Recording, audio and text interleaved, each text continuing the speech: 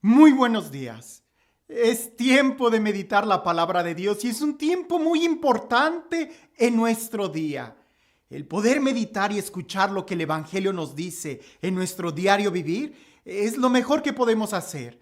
Es aprender a vivir con sabiduría, es aprender a pensar en el futuro, así como lo escuchas. El Evangelio nos hace vivir en el presente para poder cosechar en el futuro. El Evangelio siempre nos va a estar lanzando a ser conscientes de la realidad, pero también a que miremos hacia el frente, nunca estancarnos hacia atrás.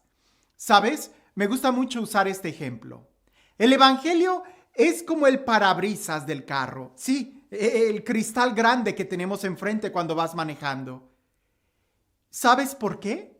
Porque indudablemente en ese cristal nosotros nos damos cuenta en dónde estamos, pero sabemos hacia dónde nos estamos dirigiendo.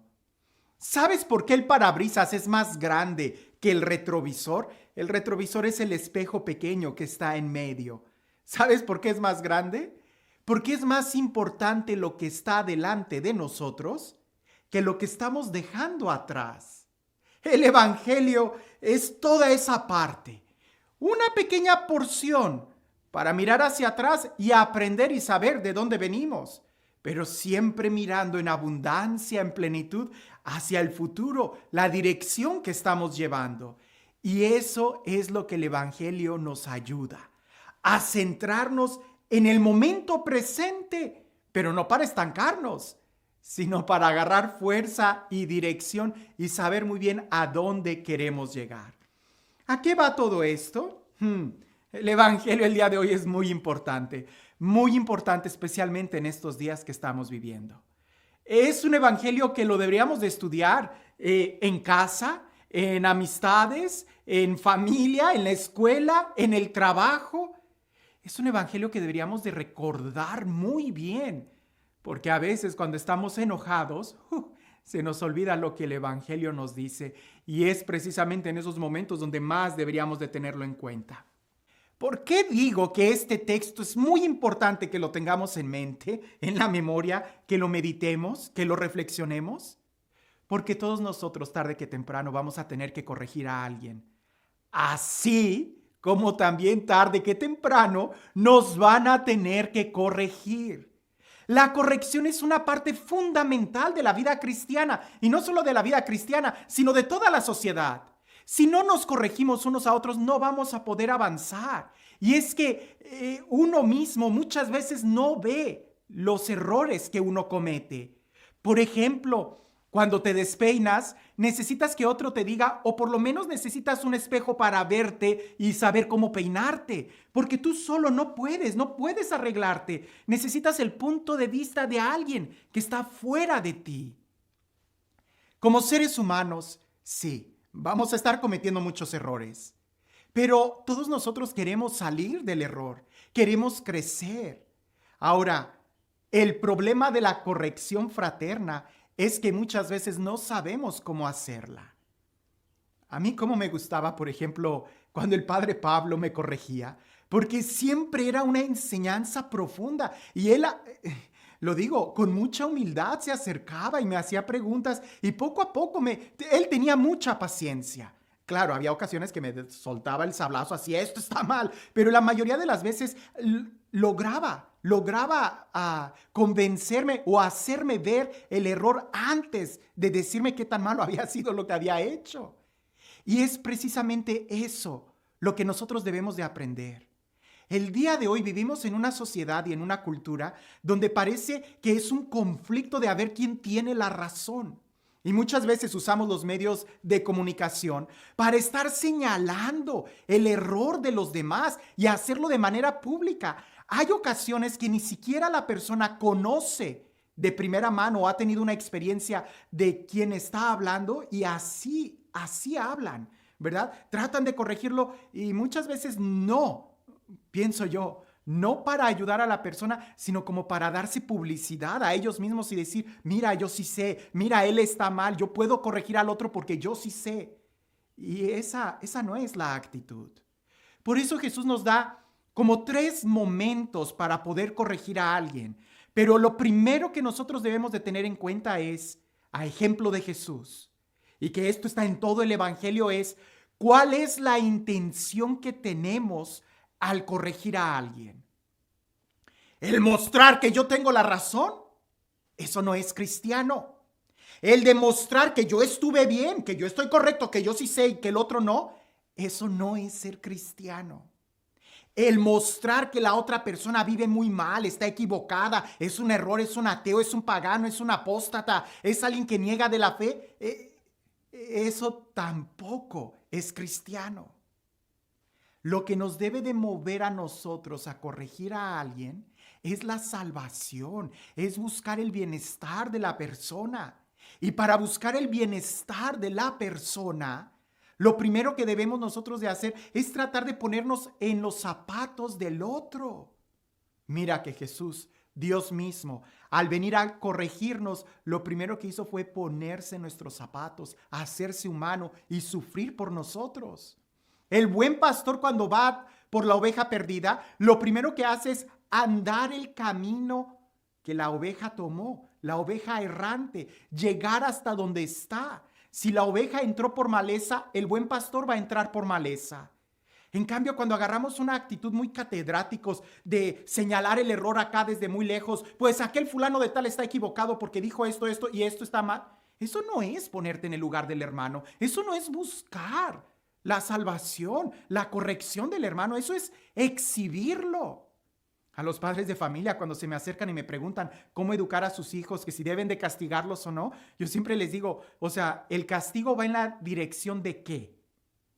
¿De dañar a la persona o de ayudarle a ver más allá del error? Porque si el castigo está para hacer sentir mal a la persona, jamás va a aprender la lección, se va a llenar de coraje. Y muchas veces en los grandes conflictos que ha habido con muchas iglesias, es precisamente eso, que se trata de pelear para ver quién tiene la razón, en lugar de en realidad amar al hermano, llevar, acompañar al hermano. Eso no significa que te calles, eso no significa que seas débil, no, significa vivir el evangelio. Por eso Jesús nos da estos pasos. Y mira que la corrección de la que se está hablando aquí está claro que va en contra de la vida y del evangelio. Primero a solas con el hermano. Si no te escucha y sigue en el error, lleva a otras personas para que el testimonio ayude al hermano. Cosa muy diferente. A veces nosotros pensamos para que testifique que yo le dije. No, para que juntos podamos hacerle ver al hermano. A lo mejor yo no tengo la fluidez de palabras. Bueno, pues traeré a otros 2 hermanos que me ayuden a decirle, que me ayuden a explicarle.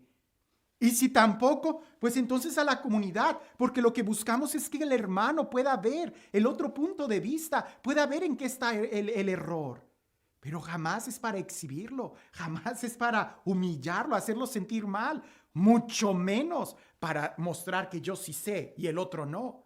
Esa actitud no es del evangelio. Por eso a los papás de familia, cuando me preguntan sobre corregir a los hijos, yo les digo, ¿cuál es tu primer motivación? Te quebró una vajilla. ¿Le vas a dar un castigo para qué? ¿Para que no te la vuelva a quebrar? Eso no tiene sentido. Más bien sería enseñarle y mostrarle el que sea responsable, el que tenga cuidado, el ayudarle a ver. A veces nos enojamos más porque quebró un vaso que porque dijo una mentira. ¿Y qué es más grave? ¿Qué es en donde nosotros deberíamos de ponerle más empeño? En la corrección. Por eso en la corrección lo más importante es el hermano. No yo que corrige, ni siquiera la forma en cómo voy a corregir, ni siquiera el castigo, no. Todo va a estar en torno a ayudar al hermano. Si yo no le voy a ayudar al hermano, me quedo callado. Si el castigo que voy a usar no va a ayudar al hermano, no lo uses. Si las palabras, el discurso, los medios de comunicación que vas a usar son para ofender, discriminar, exhibir al hermano, no los uses. No, aquí se trata de ayudar al hermano. Y aquí se busca mucho la unidad. Por eso Jesús pone el énfasis al final en la unidad y en la presencia de la comunidad. Es importante que nosotros este texto lo podamos tener en cuenta, Porque muchas veces cuando nos enojamos, nos sobran palabras hirientes o nos sobran argumentos que a veces es más para demostrar que yo tengo la razón en lugar de para ayudarle al hermano a ver la luz.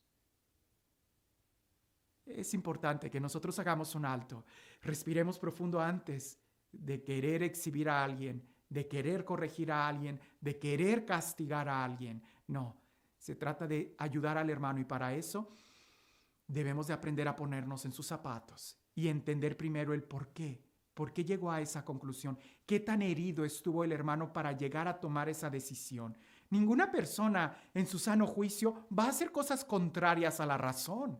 Si está cegado en ese momento es porque ha de tener una herida muy fuerte y ningún doctor va a recetar un medicamento sin antes examinar a la persona. No des un discurso sin antes escuchar a la persona. Y si no eres capaz de escuchar a la persona, de hacerle preguntas, de poder entender lo que la persona está pasando, no digas nada.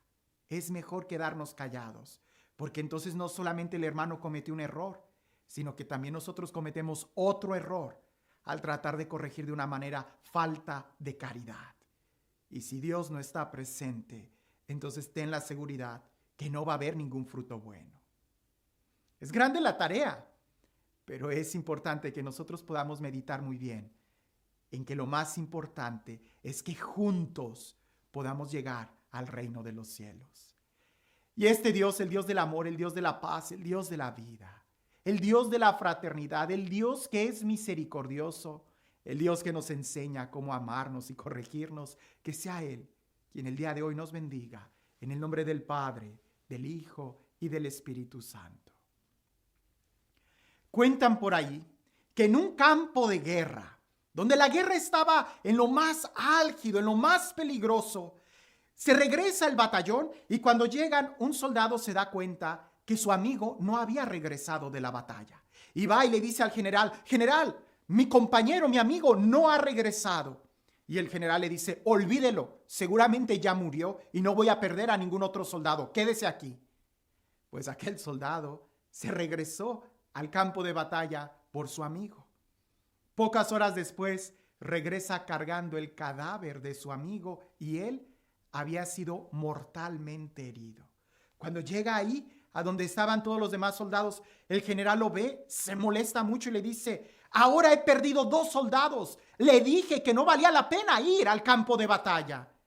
Y aquel soldado, herido de muerte, sangrando, le dice: no, mi general, sí valió la pena, porque cuando lo vi, él todavía estaba con vida y me dijo: Kevin, yo sabía que ibas a regresar por mí.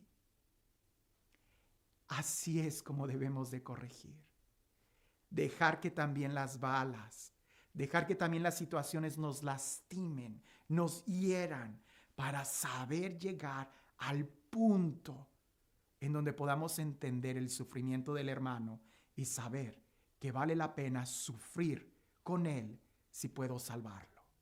Pero si no eres capaz de entrar al campo de batalla, no vas a ser capaz ni de salvarlo y mucho menos de corregirlo. Solamente cuando seamos capaces de caminar el camino de la oveja descarriada y sufrir y pasar por lo mismo que la oveja pasó, es que hasta entonces podremos llamarnos buenos pastores, como el único que fue capaz de ir a la cruz por ti y por mí. Sigamos su ejemplo, que desde la barra nadie va a ver el toro como el que está ahí. Aprendamos lo que significa amor y misericordia. Que tengas un excelente día.